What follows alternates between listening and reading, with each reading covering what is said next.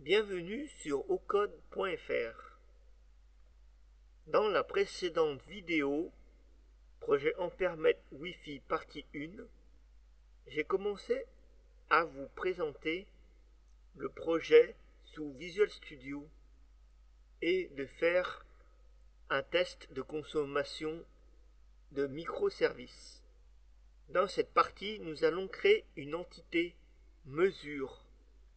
Cette entité est la couche objet de la base de données qui permettra d'enregistrer les valeurs lues en courant électrique. Dans Visual Studio, avec la commande CTRL+P, nous avons pu choisir les dépendances à choisir. Cette fois-ci, je vous montre la création du projet sur le site Spring Initializer.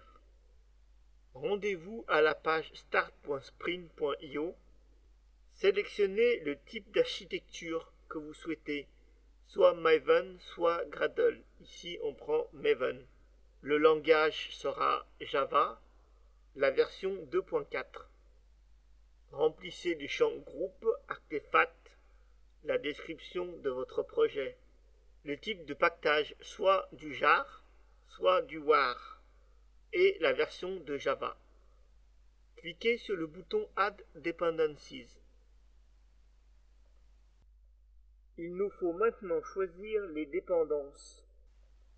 Spring Boot DevTool, Spring Data GPA, qui permet de travailler avec les ORM entre la base de données et le projet. H2 Database, qui est l'utilisation de la base de données au sein d'une mémoire vive, et Spring Web. Pour terminer, cliquez sur le bouton Generate. Vous obtenez un zip de votre projet. Il suffit ensuite de le décompresser et de l'ouvrir avec Visual Studio. Maintenant, avec Visual Studio, lancez le projet en faisant Run Start Debugging. Visual Studio va pouvoir analyser votre projet. Cela activera l'auto-complétion de la génération de fichiers. Dans le dossier Ampèremètre, créons un autre dossier qui se nomme Entities. Faites un clic droit, Create File.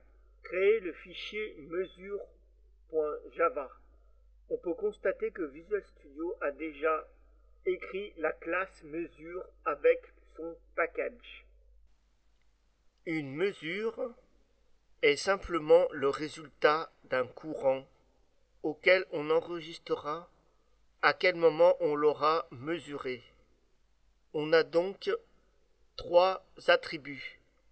Private Long ID, qui sera le numéro d'enregistrement incrémenté, Private Float courant, et la valeur en timestamp, le temps machine enregistré. Nous allons utiliser les décorateurs @data pour faire appel à Lombok.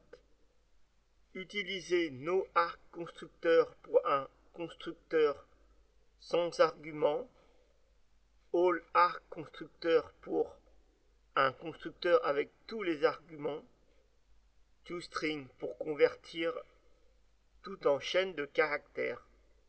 Visual Studio va souligner en rouge tous ces décorateurs car il ne peut les utiliser. Pour cela, sur chaque décorateur, survolez-le, cliquez sur Quick Fix et importez chaque dépendance. Ajoutez @entity pour indiquer que c'est une classe d'entité. Dans Visual Studio, il est possible d'automatiser la génération des getters et des setters avec le menu Source Action. Il suffira simplement de cliquer sur Generate Getter et Setter et cliquer quels attributs vous souhaitez générer. Visual Studio va produire vos méthodes. Avec Lombok, vous ne voyez pas ces méthodes car elles sont en mémoire. Avec l'IDE Eclipse, vous pourrez les voir. C'est un petit désavantage de Visual Studio. Notre classe mesure a tous les attributs qu'il nous faut. Néanmoins, nous pouvons ajouter une implémentation supplémentaire. Implement Serializable. Sérialiser un objet qui est situé dans la mémoire vive de l'ordinateur permet de le transmettre dans une autre machine. Rapidement, comment ça fonctionne? La classe mesure au sein de la machine A peut être utilisée ou appeler l'application de cette machine. Si nous avons une machine B qui a besoin de l'objet mesure, il faudra le sérialiser. Physiquement, la machine A et la machine B sont reliées par des échanges HTTP. La classe mesure sera sérialisée, transformée en binaire, et la machine B reçoit les informations binaires, va les désérialiser et les mettre dans sa mémoire.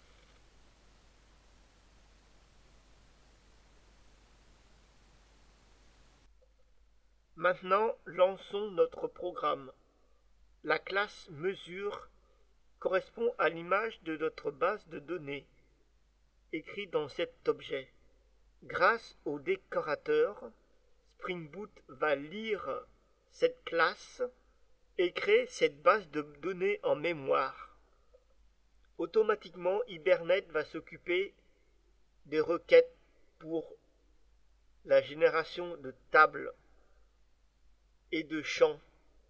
Après avoir cliqué sur Run Start Debugging, dans la console, nous allons voir des informations qui indiquent où est l'adresse de notre base de données en mode GUI et où cette base de données se situe. C'est à la ligne H2 Console Auto Configuration. Ouvrons Chrome, tapons localhost 2.80/h2-console. L'interface de la base de données H2 apparaît. Pour y accéder, il faudra copier-coller JDBC URL et cliquer sur Connexion.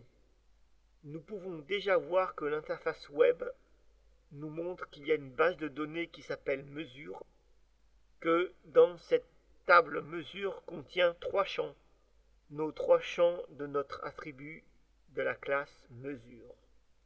Cette table étant située dans la RAM, si j'arrête l'application, elle n'existera plus. L'avantage de travailler ainsi, c'est de rapidement utiliser une base de données sans avoir à l'installer dans une machine et de l'utiliser rapidement pour les tests de développement.